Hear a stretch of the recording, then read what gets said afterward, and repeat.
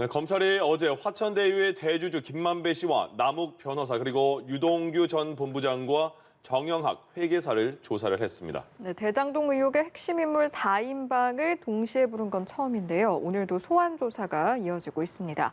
자세한 내용 서울중앙지검에 나가 있는 취재기자 연결해서 알아보죠. 곽준영 기자. 네, 약 1시간 전인 9시 20분쯤 이 남욱 변호사부터 검찰에 출석했습니다. 어젯밤 10시까지 조사를 한 데 이어 12시간이 채 되지 않아 또다시 검찰에 출석한 건데요. 30분 간격을 두고 김만배 씨도 또다시 조사를 받으러 들어갔습니다. 두 사람 모두 취재진의 질문에는 별다른 답을 하지 않았습니다. 어제 이어 오늘 오전부터 대장동 의혹 관련 피의자들의 줄 소환이 이어지고 있습니다. 앞서 대장동 의혹의 핵심 인물 4인방에 대한 검찰의 조사가 어제 오후부터 늦은 밤까지 있었는데요. 검찰은 어제 조사에서 대장동 개발을 둘러싼 배임 혐의를 집중 추궁한 것으로 전해졌습니다.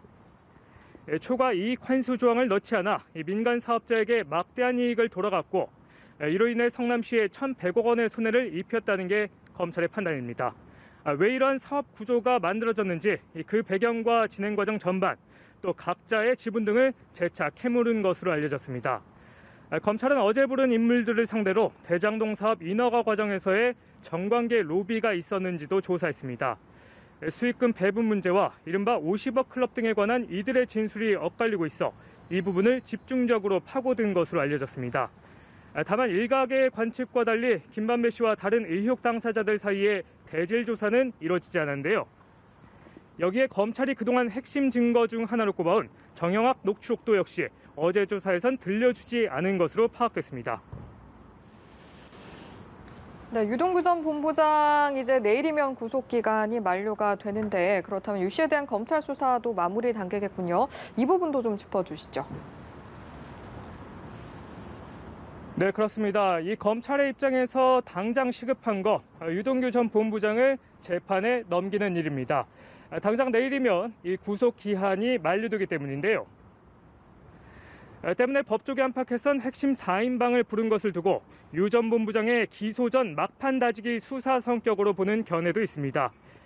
특히나 검찰이 집중 추궁한 배임이라는 게 이 피의자 측과 법리 다툼이 가장 치열할 수밖에 없는 혐의라는 게 중론입니다.